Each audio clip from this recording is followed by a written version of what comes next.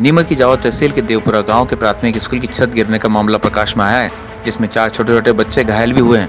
बताया जा रहा है कि छत में घटिया मटेरियल का इस्तेमाल किया हुआ था, जिसके चलते ही छत अचानक गिर पड़ी, और वो भी उस समय जब बच्चे स्कूल में मौजूद थे और पढ़ाई कर रहे थे। हालांकि ये गनीमत रही कि बच्चों को ज़्यादा चोटें नहीं आई हैं और ज़्यादा बच्चे उस समय स्कूल में मौजूद भी नहीं थे, नहीं तो कोई बड़ा हादसा भी हो सकता था।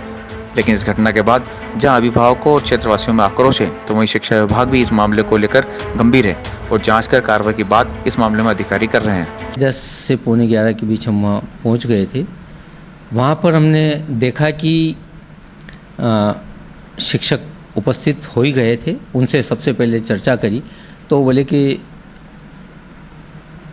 जब 12:30 बजे के लगभग हम स्कूल में बैठे थे, उस समय मात्र प्लास्टर का 3x3 जो हमने नपवाया, तो 3x3 के लगभग प्लास्टर का ऊपर का हिस्सा बच्चों के ऊपर पास में ही गिरा, जिससे उससे 2-3 बच्चों को चोट आई है।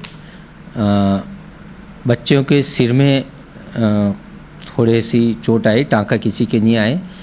एक के चेहरे पर कुछ घसीट आया कंकड़, उससे थोड़ी चोट है दर्ज। उसके हाथ पे चोट लगी है, उसके पट्टा वट्टा बंधवा दिया गया था। सभी बच्चों का उपचार शिक्षिका के द्वारा करवा दिया गया था, प्राथमिक उपचार।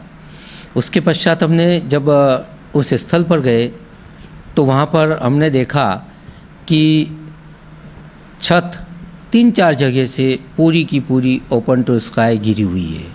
शिक्षकों से पूछा तो उन्होंने बताया कि सर 4 बजे जब हम यहाँ से ताले लगा के गए, उस समय छत गिरी। स्कूल में जब दूसरे दिवस वो आते हैं तो उन्होंने बताया कि सर हमने बाद में इस छत को गिरा हुआ देखा है।